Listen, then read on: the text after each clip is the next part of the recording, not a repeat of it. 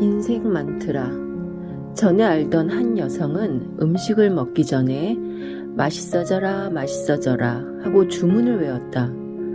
맛을 변화시키는 특별한 마살라를 뿌리듯 잠옷 진지에서 보는 사람을 미소 짓게 만들었다. 집에서 음식을 만들 때도 그 주문을 웬다고 했다. 그렇게 한다고 맛없는 음식이 정말로 맛있어지겠어? 하고 묻자 그럼요, 이건 강력한 만트라예요 하고 말했다. 어느새 낮까지 전염이 되어 고구마를 삶으면서도 호박 고구마가 되라 호박 고구마가 되라 하고 주문을 외게 되었다.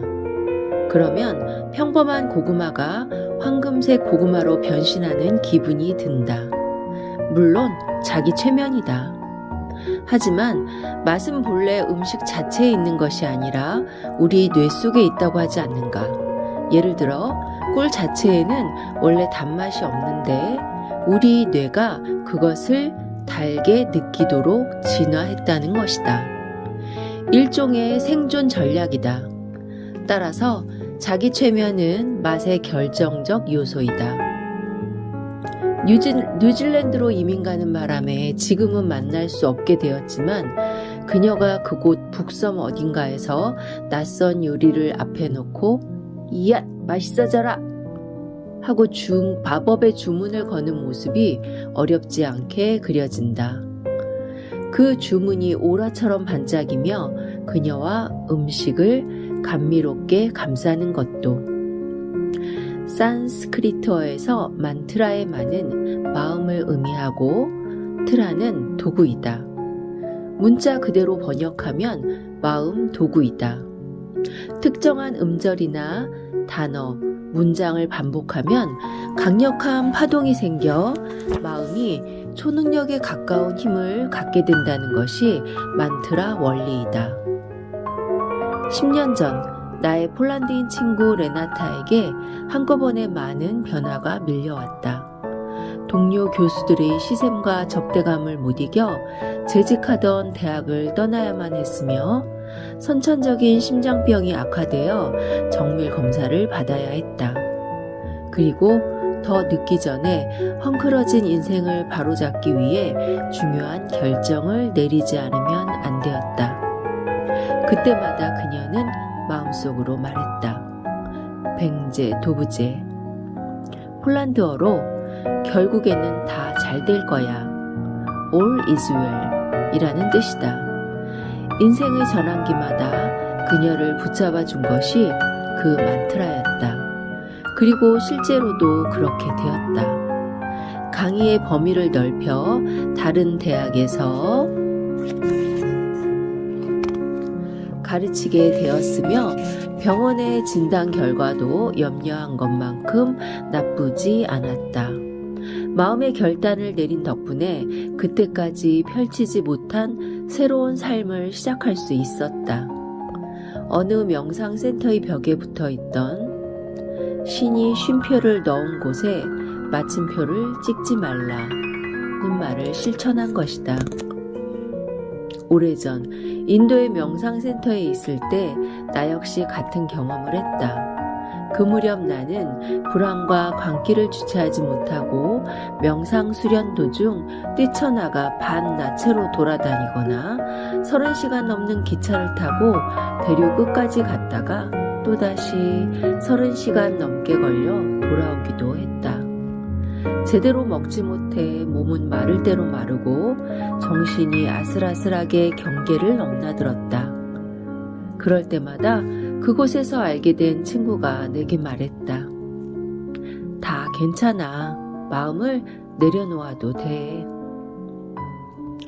기차에서 내려 홀령 같은 몸과 마음으로 찾아갔을 때도 친구는 근처 식당으로 데려가 음식을 떠먹여주며 말했다. 괜찮아. 다 내려놓아도 돼. 배가 고파서가 아니라 영혼이 허기져서 다 괜찮다는 그 말을 듣기 위해 그녀를 찾아갔는지도 모른다. 지나고 나면 아무것도 아닌 일들에 마음이 풍랑을 일으키고 있음을 그 말이 일깨워 주었다. 그리고 그 만트라는 그녀의 삶에서 녹아 우러난 것이었다. 그녀는 잘못된 결혼의 고통으로 열차에서 뛰어내려 자살을 시도한 적이 있으며 사랑하는 아이도 잃고 숱한 몸부림의 급류를 거친 끝에 다 괜찮아의 바다에 이른 것이다. 지금도 그 명상센터를 떠올리면 전 세계에서 온 수많은 구도자들 가운데 평온하게 빛나는 그녀의 얼굴이 보인다. 탑에 갇힌 동화 속 주인공을 해방시켜주는 마법의 단어를 그녀는 발견한 것이다. 자각하지 못해도 누구나 자신만의 만트라가 있어서 그것이 파동을 일으켜 홀로그램을 만들며 그 홀로그램 속에서 우리는 삶을 만들어 나간다. 무의식 중에 어떤 단어와 문장을 습관적으로 반복한다면 당신은 만트라 명상을 실천하고 있는 것이다. 콜카타에서 만난 젊은 여행자는 문장마다 끔찍한 이라는 단어를 사용했다. 방문한 장소들에서 연이어 끔찍한 사건을 겪은 듯 했다. 끔찍한 야간 열차를 탔고 끔찍한 여인 숙에 묵었으며 끔찍한 맛의 라시를 마셨다. 심지어 끔찍한 소똥을 밟고 힌두 사원에서 끔찍한 모습의 신과 대면하기까지 했다. 자신의 경험을 강조하기 위해 계속 끔찍한 표정을 지어 보였다. 다음날 노천 찻집에서 떨떠름한 입맛으로 짜이를 마시는 그를 보았다. 그와 세상 사이에는 큰 벽이 가로놓여 있었다. 그의 여행이 그런 식으로 막을 내리지 않기를 나는 기원했다. 어느 현자가 시골을 여행하고 있을 때 한 여인이 소문을 듣고 그를 찾아왔다. 아픈 아이가 있어서 도움을 청하기 위해서였다. 현자가 그녀의 집으로 향하자 사람들이 모여들었다. 현자는 아이의 이마에 손을 얹고 기도를 시작했다. 그때 사람들 속에서 한 남자가 소리쳤다. 병원 약도 듣지 않는데 당신의 기도가 효과가 있겠소? 현자가 남자에게 버럭했다. 넌 기도에 대해 아무것도 모르잖아, 이 바보 같은 놈. 그 말에 남자가 붕괴하여 얼굴이 붉게 변했다. 그가 욕설을 퍼부으려는 찰나 현자가 미소 지으며 말했다. 내 말 한마디가 그대를 그토록 흥분시킨다면 내가 하는 기도도 치료의 힘을 갖고 있지 않겠는가? 그렇게 해서 현자는 그날 두 사람을 치유로 인도했다. 마음속에서 하는 말을 조심하라는 격언이 있다. 다른 사람은 듣지 못해도 자기 자신이 듣고 있기 때문이다. 어떤 단어는 무의식 속에서 정신을 부패시키고 어떤 단어는 기도처럼 마음의 일항에 떨어져 희망과 의지를 발효시킨다. 부패와 발효는 똑같이 시간이 지남에 따라 나타나는 현상이지만 어떤 미생물이 작용하는가에 따라 해로운 현질과 이로운 변화로 나뉜다. 내 말이 내 귀에 들린 그대로 이루어지리라 는 단순한 성경 속 구절이 아닐 것이다. 가면이 얼굴을 누르듯 우리는 내면의 부정적인 목소리에 귀 기울이고 그것을 무의식적으로 되뇌인다. 앤드루 뉴버그는 단어가 뇌를 바꾼다 해서 단 하나의 단어일지라도 신체적, 감정적 스트레스를 통제하는 유전자에 영향을 미친다 라고 설명한다.